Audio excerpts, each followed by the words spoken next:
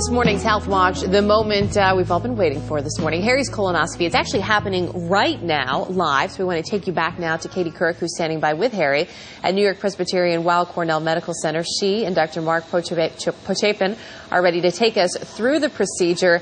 Harry, not going to be able to talk to us at this point, guys. Well, Harry's actually doing well. He just said to me, Erica, you know, this makes me really happy. So I think the drugs have kicked in full blast. And Mark is in the middle, Erica, of the procedure. Harry, how you doing? How you feeling? I'm doing great now. Okay. But to be able to, you know, sort of come to toward the end of the procedure and be able to talk to Mark, to talk to Dr. Pochapin and say, have him say, this all looks great. Yeah. The good news is Harry's colon is clean as a whistle, first of all. So you inserted the endoscope all the way to the end of the colon, and the real test or the real procedure is when you check through the camera on the way out of the colon, right, Mark? Right. What we're doing now is we're looking at all the little folds here. You can see it on the monitor, that as we pull back the scope and we put a little bit of air, and actually we're using carbon dioxide because it gets absorbed very quickly, we could see the intricacies of the colon, see this normal blood vessel pattern. And actually, as I withdraw at this side, you could see there's a little bit of a bluish blush just in the middle. That's actually Harry's liver. Oh, really? Yeah, we're at what's called the hepatic flexure, which is hello, liver.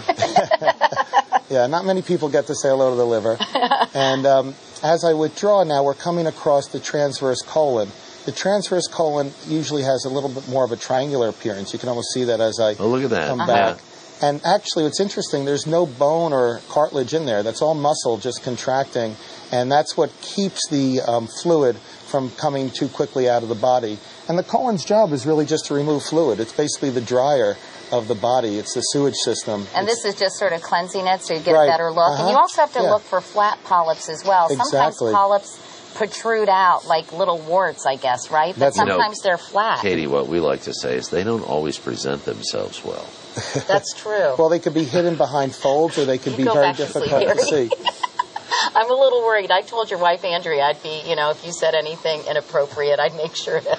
Yeah, she was afraid I was going to tell too much of the truth. I want to show you an interesting technology. It's called narrowband imaging, or NBI.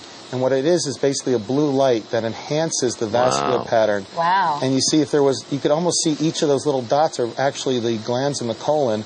And you could see the blood vessels. If there was a very flat polyp or difficult to see polyp, we have a better way of seeing it. Yeah. Exactly. Now that thing we just passed, that's not a polyp? Nope, that's just a little residue. The colon will always have a little bit of mucus or residue in it, but you can see how clean the prep works in terms of making sure that we can see all the lining. About a year ago, there was some controversy that some doctors were missing polyps or flat polyps, and it really came down to the fact that they were doing the procedure too quickly. Is that right, Mark? That's right. You know, there are certain quality indicators. One of them is the withdrawal time, how long you go from the very beginning of the colon to the end. And the minimum amount of time should be 6 minutes. We strive here, we look at the clocks to be at least 8 minutes. And the longer you take looking around these folds, the better you're able to see these little small polyps or flat lesions. You could see how, if you're not careful looking around these different folds, that things could hide. See how you push forward and you look around these folds here, and then you pull back. And when you're getting a colonoscopy, you should ask your doctor, how experienced are you and how long do you take to do the procedure, right, Mark? Exactly. To make sure you get somebody who really knows what he or she is doing. The other quality indicators, by the way, is how many times you actually find adenomas. And the baseline standard is 50, or cancerous polyps? which are the precancerous polyps, the polyps that you really want to find and remove. And the baseline is about 15% to 25%, 15% for women and 25% for men. So they're out there. We just have to make sure we take our time and do a quality exam. Good prep, slow withdrawal, and, of course, making sure the patient's safety and comfort is always present. And a colonoscopy should be done every 10 years. You can do a flexible sigmoidoscopy, but that only really views half the colon, right? It's sort of like getting a mammogram on one breast. Not many people do flexible sigmoidoscopies anymore. If you're already in the colon, you may as well look at the whole colon. There are certain groups, like African Americans, that tend to have more polyps on the right side of the colon. So, you know, it's the best way to look. It's really very straightforward. And how many feet is this? The colon's Remember from biology class? from high school. What is it? Is it 12 or 18? It's 4 to 6 feet is the colon, but Right. the small intestine can be 20 feet. Okay. And you have apparently a very long colon. Yeah.